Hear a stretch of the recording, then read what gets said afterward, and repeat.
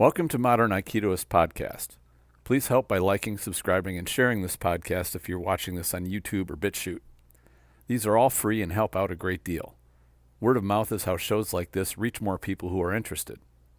Another way you can support this podcast is by way of a PayPal tip jar. These podcasts are like articles you would read in a magazine. In those times, writers were paid by the magazine. Readers would pay a small amount to read on topics they were interested in. Now you can get content easily, but people who create it do not get any compensation unless those who like it contribute. You can leave a donation of any amount you like or set up a monthly donation just like Patreon or Subscribestar. There's a link in the description. I sincerely appreciate your interest and support. In today's episode, I'll be covering something that should be considered regarding how you practice Aikido. That is, the level of intricacy and complexity of some techniques. Aikido techniques we have all been taught run a wide range, from simple and direct to extremely complicated. The more complicated a technique is, the more there is to go wrong with it and the easier it is to have it fail. I enjoy training more complicated techniques a great deal, but I think it's very important to keep perspective of whether or not such techniques would be practical or successful in real-world application. I'm not necessarily referring to an extremely high-intensity attack, but any situation in which an attacker keeps moving and adjusting as you move. There are two major factors involved, and this is the first one I'll cover. If you look around at traditional martial arts and even self-defense instruction, you will notice how common it is to have demonstrations where would-be attackers show a particular attack and then stop while the practitioner then demonstrates his technique. As he does, the attacker really doesn't do anything more except for go for a ride or get hit repeatedly. While this type of demonstration is common and useful to introduce new people to technique because it removes a great deal of the confusion of combat, it's not a good long-term practice. It's fun to manipulate and throw around people who offer no counter movement. In fact, it's a blast to do this. Having fun really isn't the main focus of martial arts training. The main goal is to build practical skill. I find this is fun, but some people do not. I always wonder how fun it would be to have your technique fail you when your safety relies on it. In my mind, that would not be fun at all. What I've noticed from just about every martial art that I've ever run across is that long-term practitioners tend to get bored with practicing simple and direct techniques. They tend to replace them with ones which are more convoluted, perhaps because they look more interesting or dramatic, or that they feel that it shows greater skill to be able to perform these more complex techniques, and thus is more impressive. A lot of martial artists tend to pursue the ooh and ah factor and enjoy making a good show of it. One thing these demonstrations often need are attackers who are trained to respond correctly. It always makes me chuckle to myself when I see an instructor use a demonstration partner he hasn't trained up and he decides to pull one of these complicated techniques. It never goes the way the instructor wants and usually fails. Maybe it's just me, but whenever I see that, I know that what is shown is novelty, not a practical technique that I would want to rely on. Maybe this is due to my approach to martial arts. I'm far more interested in practical and reliable techniques which have a high percentage of success than trick techniques which look visually appealing but have a high risk of failure. You can see parlor trick martial arts all over the place, and especially in the online world. People have gotten used to seeing dramatics on their screens. They believe John Wick-type martial arts are the ultimate in badassery. While this stuff is great eye candy, the fact is that it is absolutely not what you want to try and pull off in a real fight or assault. Even if you knew how to do that stuff, chances are you would be unable to. A major problem here is the effects of adrenaline and fear, which is the second major factor involved. We must understand the profound effects anxiety and adrenaline have on the mind and body. They can be severe. I'll go through the symptoms and show how bad it can be. When your brain is under stress, it prepares the body for catastrophic injury. To help save your life from a potential injury, your brain starts drawing as much blood to the core of your body as it can, to the torso. The idea being that if a limb sustains damage, you will have less chance of bleeding out in a short amount of time. Pretty good as a survival mechanism. There's a price to pay for this, though. Blood loss in the extremities means you lose your sense of touch and fine motor control. From an Aikido perspective, these are very important factors which make joint locks and throws work smoothly. Without them, techniques will be overpowered and rough, something we train hard to avoid. Your body can make it impossible to be light and smooth.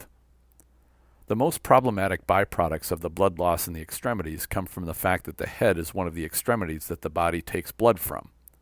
There are many effects of this. In addition to losing the sense of touch, the other senses shutting down: taste, smell, hearing, and peripheral vision.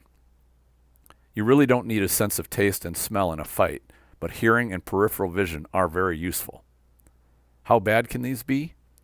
In the first stages, which most people have probably experienced even in a heated argument, or when you get agitated enough to stop hearing exactly what people are saying. In more severe cases, hearing can shut off entirely. I learned from a retired police officer years ago of his experience. He was involved in a shooting exchange and went to return fire. He said that he pulled the trigger and the gun didn't fire. Figuring it was a problem with the round in the cylinder, he was carrying a revolver, he kept pulling the trigger in an attempt to get the pistol to fire. He kept pulling, and he heard no report nor noticed any muzzle flash. He thought the gun was just clicking in his hand. Turns out after the fact that he did fire all 6 rounds from his pistol, but his senses were so altered that he didn't notice. He told me it was the strangest thing that despite having no hearing protection, his ears were not ringing after the incident at all. I'll add that he was also a national champion target shooter and was quite used to firing his pistol. He was using either a .38 or a .357 duty revolver, but I'm not sure which. It was many years since I heard him tell this story. These are quite powerful and easily make enough noise to cause your ears to ring for a day or more after firing them without wearing hearing protection. Despite the pistol being within his visual cone of focus and the fact that it was dark out, he still didn't see the muzzle flash. The lack of sense of touch kept him from feeling the kick of the gun in his hands when it went off. This is how great the distortion of your senses can be. If you've ever fired a pistol like this, you'll know how much it would take to shut off all those senses down to the point where you don't see, hear, or feel the gun going off in your hand. Adrenaline has some severe downsides, but the advantages are pretty remarkable as well. Most people know the added strength that adrenaline gives you. We've all heard the stories of mothers lifting cars off of their children and such. The thing is, does this additional strength help your Aikido technique? It might, but being able to move to the greatest leverage position possible is Aikido's specialty, and not needing to use excessive strength. When adrenaline dumps into your system, you will apply greater strength whether you like it or not. Probably the best advantage of adrenaline is how it speeds up the perception, which is that time appears to slow down. Anyone who has been in a car accident has probably experienced when a few seconds passing feels like minutes. In a fight, this is invaluable, and there's no way to simulate this in training. There's one other advantage to adrenaline, and I think this affects every martial art. That is the limitation of accomplishing complex tasks. Complex tasks under extreme stress can be utterly impossible to accomplish. There are many accounts of people being found dead in burning buildings when the only thing between them and the outside was a single unlocked door. This often baffled fire professionals, who just could not piece together why someone who was at the door did not just open it to escape. It happened often enough that it had to be investigated. It was discovered that the extreme fear and stress made accomplishing even simple tasks difficult.